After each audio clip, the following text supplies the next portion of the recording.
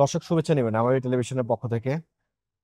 পাকিস্তানি নাগরিকরা, আমরা বাংলাদেশিরা জানি যে পাকিস্তানি নাগরিকরা কেমন। 1971-এর আগে যখন পূর্ব পাকিস্তান ছিল বাংলাদেশ, তখন পাকিস্তানিরা আমাদের উপর, পূর্ব পাকিস্তানের উপর কিভাবে নিপীড়ন নির্যাতন করেছে এবং যে কারণে মহান মুক্তিযুদ্ধ সংগঠিত হয়েছে।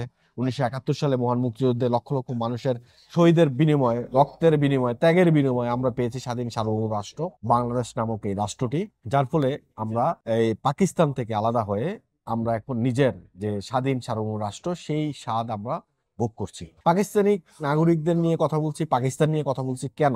কারণ হচ্ছে আপনারা দেখেন কয়েকদিন আগে পাকিস্তানে একটা মল উদ্বোধন করা হবে, সেই মলে 50% ছাড় দেওয়া হয়েছে। প্রায় লক্ষাধিক লোক সেই মলে ঢুকছে উদ্বোধনের দিন এবং পুরা মল একদম লুট করে নিয়ে আসছে। সেখানে যা যে পারছে, যা কিছু আছে সবকিছু লুট করে নিয়ে গেছে। সৌদি আরবের কথা যদি বলি, সৌদি আরবে পাকিস্তানিরা যায় হজ করতে, সেখানে গিয়ে ভিক্ষাবৃত্তি পেশা সেটাকে বাইছা নেয়। সৌদি সরকার বাধ্য হয়েছে যে পাকিস্তানিদেরকে হজের যে ভিসা, সেই ভিসা দিবে না এবং সেই পাকিস্তানি যদি ভিক্ষা করে তাদেরকে পাইলে সেখানে কঠোর সাজা দিবে। পাকিস্তানের প্রসঙ্গ এই জন্য আসছে, আরেকটা কারণ হচ্ছে আজকের একটা ঘটনা।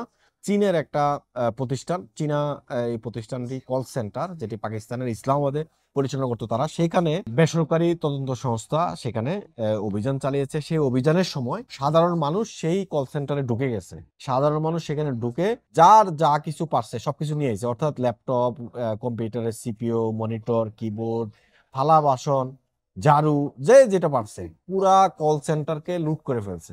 এমন ভিডিও সামাজিক যোগাযোগ মাধ্যমে ছড়িয়ে পড়ছে, জানিয়ে পাকিস্তানিদের উপর ঘৃণা ছড়াচ্ছে মানুষ এবং বলছে যে পবিত্র মাহে রমজানের মাসেও তারা এই কাজটা করতে পারে কিনা, এমন প্রশ্ন। এখন আপনার মনে কি আমি জানি না, আপনি এই ভিডিওটা দেখার পর আপনার কি পাকিস্তান প্রীতি আপনার প্রতি আছে না পাকিস্তানের প্রতি খুব আছে, সেটা ভিন্ন বিষয়। কিন্তু মানে 3-4টা ঘটনা আপনি যদি একসাথে করেন তাহলে কিন্তু আপনার একটা বিষয়ে ধারণা হবে যে এরা আসলে মানুষ হিসেবে কেমন, এরা জাতি হিসেবে কেমন। আপনি তো এর আগে বললাম 1971 আগে আমাদের পূর্ব পাকিস্তান অর্থাৎ বাংলাদেশের নাগরিকদের উপর কি ধরনের নির্যাতন চলছে সেটা একবার ইমাজিন করেন। এবং সাম্প্রতিক সময় যে পাকিস্তানের নাগরিকরা, যেখানে পাকিস্তানে কিন্তু অর্থনীতির অবস্থা এতটা খারাপ, সেখানে মানুষ না খেয়ে মরে, সেখানে মানুষ নানা ধরনের সমস্যায় বসবাস করছে, অভাবে বসবাস করছে। যেখানে আপনি দেখেন 1 ইউরোতে 133 টাকা আজকের হিসাবে যদি বলি বাংলাদেশে, সেখানে পাকিস্তানে 1 ইউরোতে 330 টাকার উপরে পাওয়া যায়। তাহলে পাকিস্তানের অর্থনীতিটা কোথায় গিয়ে দাঁড়াইছে? পাকিস্তানের একটি কল সেন্টারে সরকারি তদন্ত সংস্থা অভিযান চালিয়েছে। এই সময় সেখানে ঢুকে পড়ে স্থানীয় জনতা। এরপর সেখান থেকে শত শত ল্যাপটপ লুট করা হয়। মঙ্গলবার অর্থাৎ আজকে 18ই মার্চ বিভিন্ন গণমাধ্যমে এটি প্রকাশ করা হয়েছে। প্রতিবেদনে বলা হয়েছে পাকিস্তান ইসলামাবাদে একটি কল সেন্টারে সরকারি সংস্থার অভিযানকালে জনতা হানা দেয়। এই সময় সেখান থেকে তারা যে যা পেয়েছে তা লুট করেছে। সামাজিক যোগাযোগ মাধ্যমে এই ঘটনা ভিডিও ছড়িয়ে পড়েছে, এতে ব্যাপক সমালোচনার সৃষ্টি হয়েছে। অনেকে বলছে পবিত্র রমজান মাসে এমনটা করা ঠিক হয়নি।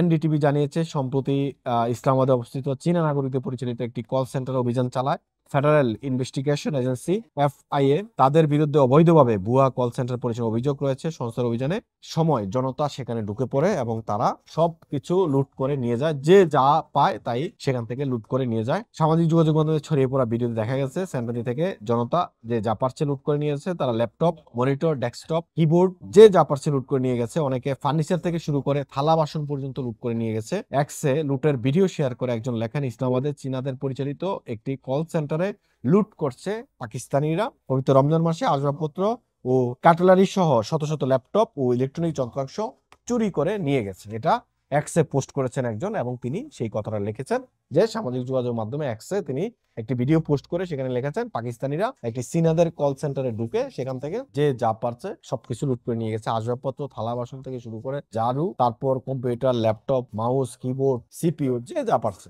সবকিছু লুট করে নিয়ে গেছে একটা কল সেন্টার থেকে। আর এর আগের কথা তো বললামই যে আগেও এমন একটা শপিং মলের ভিতরে ঢুকে সেখান থেকে যা পারছে সবকিছু লুট করে নিয়ে গেছে। এই হলো পাকিস্তান, এই হলো পাকিস্তানি নাগরিক। MIB সংবাদ ও সংবাদ সংশ্লিষ্ট অনুষ্ঠান দেখতে ভিজিট করুন www.mibtelevision.tv ও facebook.com/mibtelevision.tv এবং সাবস্ক্রাইব করুন youtube.com/mibtelevision এ। MIB টেলিভিশন, সত্য খবর, সঠিক খবর।